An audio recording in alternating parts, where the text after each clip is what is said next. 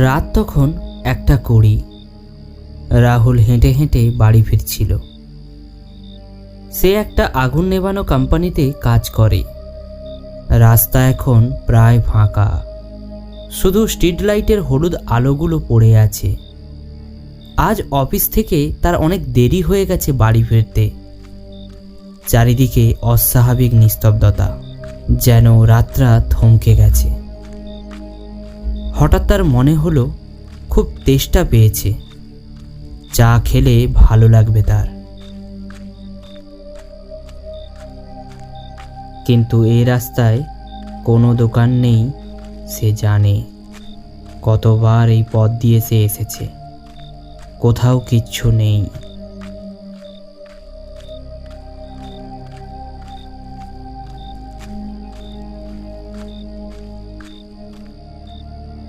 কিন্তু কিছুক্ষণ পরই সে দেখতে পেল ডান দিকে একটা ছোট্ট চায়ের দোকান।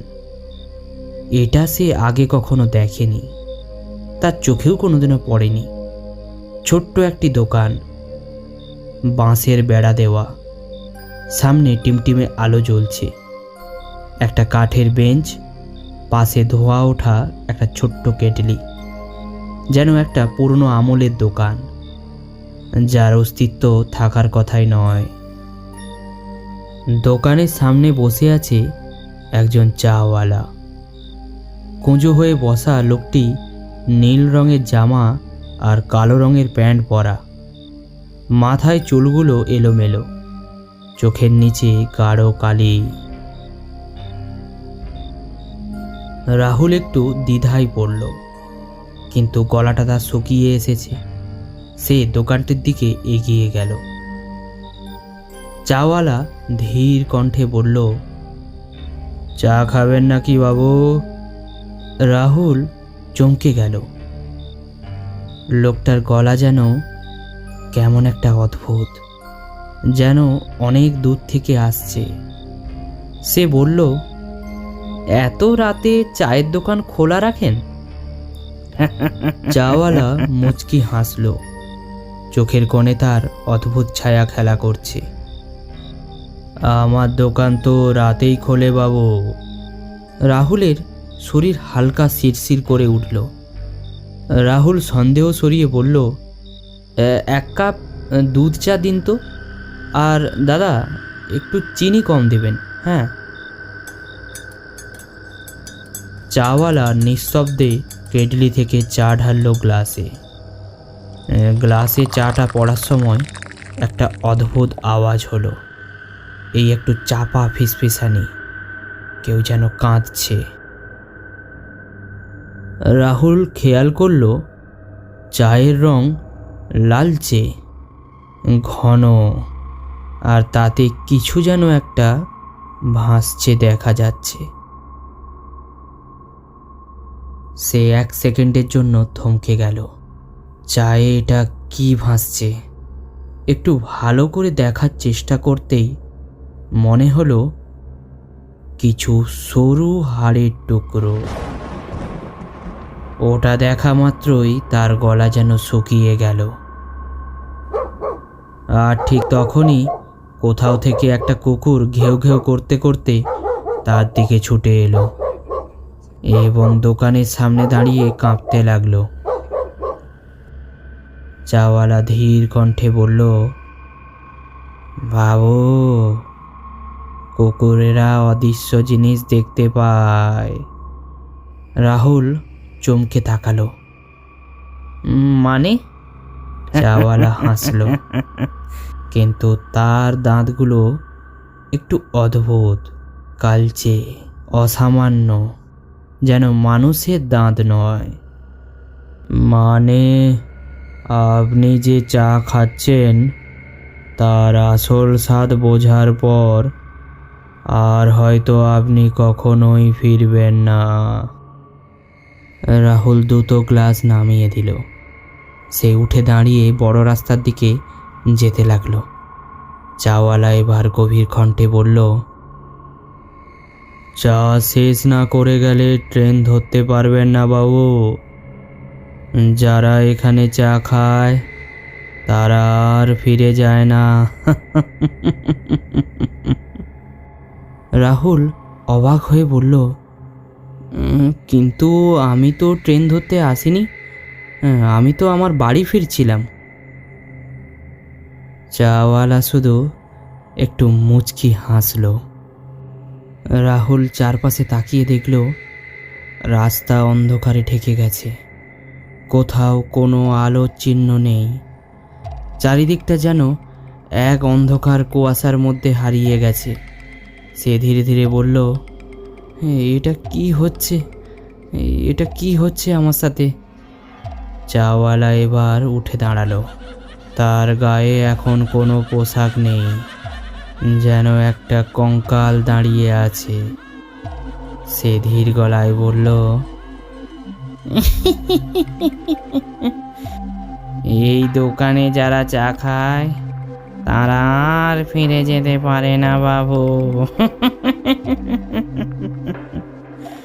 এবার তুমি আমাদের দলে। রাহুল আতঙ্কে পেছাতে থাকলো। দোকানের পেছনে কালো কুয়াশার মধ্যে একটা অস্পষ্ট কিছু দেখল সে। সেখানে দাঁড়িয়ে আছে অনেকগুলো কঙ্কাল। তারা ফিসফিস করে বলল, আমরা এখানে চা খেয়েছিলাম, এখন আমরা আর ফিরে যেতে পারি না।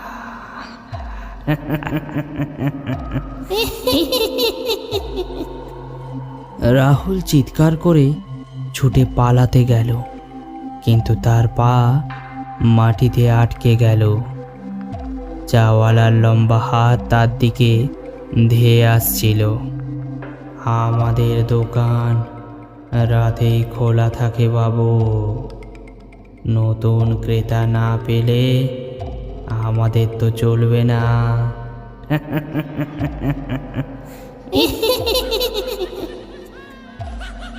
রাহুল তার সমস্ত শক্তি দিয়ে নিজেকে ছাড়িয়ে বড় রাস্তার দিকে দৌড় দিল। সে ছুটতে ছুটতে বুঝতে পারল তার কণ্ঠস্বর আস্তে আস্তে ফিকে হয়ে যাচ্ছে।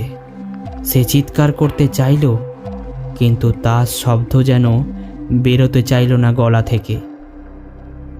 আর ঠিক তখনই তার সামনের রাস্তা ধোঁয়ার মধ্যে ঢেকে গেল।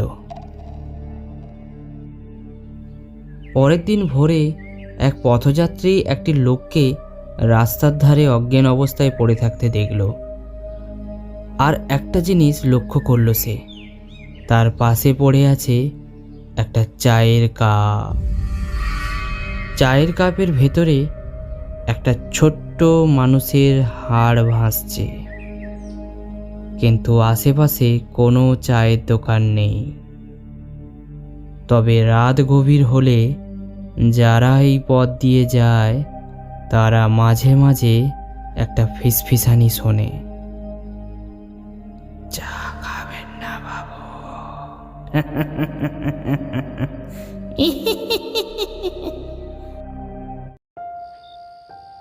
রাত তখন 8:30। গ্রামের এক প্রান্তে ছোট্ট একটা চায়ের দোকান, নাম রহস্য চা কুঠি। দোকানটি চালায় হরিধন কাকা, যিনি দিনের বেলায় স্বাভাবিক থাকলেও রাত বাড়ার সাথে সাথে একটু চুপচাপ হয়ে যান। আজ দোকানে বসেছিল শুভ, অরূপ আর মন্টু। ওরা তিনজন খুব ঘনিষ্ঠ বন্ধু। তারা প্রায় প্রত্যেক দিন রাতের দিকে চায়ের দোকানে এসে গল্পগুজব করে। আজও তারা তাই করছিল। বুঝলি, এবারে ঠান্ডাটা তেমন একটা পড়ল না। প্রত্যেকবার শহর থেকে গ্রামেই বেশি ঠান্ডা পড়ে, কিন্তু এবারে সব কিছু যেন উল্টো হয়ে গিয়েছে। শহরে তো গরম আছেই, সঙ্গে গ্রামেও খুব গরম পড়েছে। একটা বৃষ্টি হলে খুব ভালো হয়। ঠিক তখনই অরূপ বলে উঠল, হরি কাকা, তোমার কি হয়েছে বলো তো? তোমাকে সবসময় দেখে এসেছি, রাত হলেই তুমি যেন কেমন একটা হয়ে যাও। আমাদের 3 বন্ধুকে বলতে পারো, তোমার যদি কোনো সমস্যা থাকে আমরা সমাধান করে দেব। এতে হরিধন কিছু বলল না। সে চুপ করে সবার মুখের দিকে তাকিয়ে রইল। ঠিক তখনই ঈশান কোণে একটা মেঘ গর্জন করে উঠল। দেখ ভাই, তুই বলেছিলি বৃষ্টির কথা, দেখ আজ মনে হয় বৃষ্টি হবে। যাই বল, বৃষ্টিতে ঘুমটা একটু ভালোই হয়। কই হরি কাকা, দাও, তিনজনের তিনটে চা দাও। ঠিক তখনই ঝোড়ো বাতাস বইতে শুরু করলো চারিদিক থেকে। কিছুক্ষণের মধ্যে গরম পরিবেশটা আস্তে আস্তে শীতল হয়ে উঠল। মনে হয় বৃষ্টিটা এলো বলে। এতক্ষণ সবার মধ্যে মন্টু চুপ ছিল। এবার সে বলল, আচ্ছা হরি কাকা, তুমি তো আমাদের একটা ভূতের গল্প বলতে পারো। হ্যাঁ রে, তোরা কি বলিস? এই বৃষ্টির দিনে চায়ের সাথে ভূতের গল্প শুনতে খুব ভালোই লাগে কিন্তু। সবাই মন্টুর কথায় একমত হলো। কিন্তু তখনই হঠাৎ একটা আশ্চর্য ঘটনা ঘটল। এক অপরিচিত লোক সাদা ধুতি আর পাঞ্জাবি পরা নিঃশব্দে দোকানের সামনে এসে দাঁড়ালো। কেউ তাকে আসতে দেখেনি, অথচ সে যেন হঠাৎই উদয় হয়েছে। তার চোখ ছিল গভীর, অন্ধকারে যেন লালচে আলো ছড়াচ্ছিল। লোকটি হরি কাকার দিকে তাকিয়ে বলল, এক কাপ দুধ চা দেবেন? বহুদিন পর এই পথ দিয়ে এলাম। হরিধন কাকা কাঁপা কাঁপা গলায় জবাব দিলেন, জি নিশ্চয়ই নিশ্চয়ই। কিন্তু আশ্চর্যের বিষয়, লোকটি চায়ের কাপ হাতে নিয়েও মুখে তুললেন না, শুধু এক দৃষ্টিতে চায়ের ধোঁয়ার দিকে দেখতে লাগলো। চারপাশের বাতাস যেন ভারী হয়ে উঠেছে। দোকানের লণ্ঠনের আলো কমতে থাকলো, আর চারপাশে ঝিঁঝি পোকার ডাকও বন্ধ হয়ে গেল। শুভ কৌতূহল নিয়ে জিজ্ঞাসা করল, হরি কাকা, এই লোকটিকে তুমি চেনো? হরি কাকা কোনো উত্তর দিল না। তার মুখ কেমন যেন ভয়ার্থক হয়ে আছে। হরি কাকার চোখের পাতা আর পড়ছে না। ভয়ার্থ মুখে লোকটির দিকে তাকিয়ে আছে শুধু। অরূপ ফিসফিস করে বলল, কিছু একটা ভয়ানক কিছু ঘটতে চলেছে রে। ঠিক তখনই লোকটা হেসে উঠল। তোমরা নতুন, তাই জানো না, আমি এই দোকানেরই একজন পুরনো খদ্দের। হরিধন কাকা ফ্যাকাশে মুখ করে বলল, তুমি তো। লোকটি মাথা নাড়ল, তারপর আস্তে আস্তে বলল, আমি 25 বছর আগেকার গল্প বলবো, তোমরা শুনবে? শুভরা হতবাক হয়ে তাকিয়ে রইল। দোকানের বাতাস ঠান্ডা হয়ে এসেছে। মনে হচ্ছিল কেউ ফিসফিস করে কথা বলছে আশেপাশে, অথচ চারিদিকে নিস্তব্ধতা। কারো মুখে কোনো কথা নেই। সবার চোখ এখন ওই লোকটির দিকে। লোকটি বলতে শুরু করলো, আজ থেকে 25 বছর আগে এই দোকানে এক রাত্রের ঘটনা তোমরা জানো না। আমি তখন প্রায় প্রতিদিনই এখানে চা খেতে আসতাম। একদিন গভীর রাতে কিছু মানুষ আমাকে ডেকে নিয়ে গেল। তারপর আর আমি ফিরে আসিনি। শুভ অবাক হয়ে বলল, কোথায় নিয়ে গেল? লোকটি গভীরভাবে তাকিয়ে বলল, নদীর ধারে। তারা আমাকে হত্যা করেছিল। তারপর থেকে আমি প্রতিদিন পূর্ণিমার রাতে এখানে ফিরে আসি। কথাটা শোনা মাত্র সবার মুখ হাঁ হয়ে গেল। ভয়ে সিঁধদাঁড়া দিয়ে একটা ঠান্ডা শীতল স্রোত সবার মধ্যে খেলে গেল। হরিধন কাকা ফিসফিস করে বলল, তুমি কি ফিরে এসেছো? এখনো কি তোমার মুক্তি হয়নি? লোকটি চুপ করে রইল। তারপর বলল, তারা আমার আত্মাকে এক তান্ত্রিক দিয়ে আটকে রেখেছে। আমায় দিয়ে অনেক অনেক খারাপ কাজ করায়। আমি চাই ওই জায়গা থেকে মুক্ত হতে। আমার সত্য প্রকাশ পাক। আমি বিচার চাই। এরপর লোকটি আস্তে আস্তে উঠে দাঁড়ালো। তারপর দোকানের এক কোণায় ইশারা করলো। শুভরা তাকিয়ে দেখল সেখানে একটা পুরনো রক্তমাখা কাপড় পড়ে আছে। হরিধন কাকা বললেন, ওটা ওখানে থাকার কথা তো নয়। আমি তো ওটাকে অনেক আগেই সরিয়ে ফেলেছি। লোকটি একটু হাসল। তোমরা কি জানো কে আমাকে খুন করেছিল? এই দোকানেরই এক কর্মচারী। এই হরিধনের কাছে আগে একটা লোক কাজ করত। সে তখন আমাকে ডেকে নিয়ে গিয়েছিল ওই নদীর ধারে। আমি তখন ঠিক বুঝতে পারিনি তার উদ্দেশ্য কী ছিল। তারপর হঠাৎ করে অনেক লোকজনের সাথে আমার সাথে জোরজবস্তি করে আমার টাকা চুরি করার জন্য। আর আমি তাদের বাধা দেওয়ায় আমাকে তারা মেরে ফেলে। তখনই অরূপ ভয়ের সাথে বলল, তাহলে আমরা কি করতে পারি? সত্য প্রকাশ করো, পুলিশে খবর দাও, তাহলে আমার আত্মা মুক্তি পাবে। শুভ আর অরূপ ভাবতে লাগলো কি করা যায় এখন। তারা বিশ্বাস করতে পারছিল না যে তাদের সামনে একটা মানুষ বেশে ভূত দাঁড়িয়ে আছে। ঠিক তখনই হরি কাকা বললেন, আমি জানি সব। আমি জানি। আমি এতদিন চুপ ছিলাম, কিন্তু আর থাকতে পারবো না। আমি পুলিশকে খবর দেব।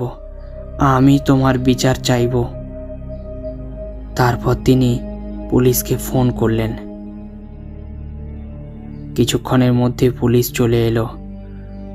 আর তারা পুরনো ফাইল ঘেঁটে দেখল যে সত্যিই 25 বছর আগে এই জায়গায় একটা হত্যাকাণ্ড হয়েছিল, যার খুনিকে আজও ধরা যায়নি।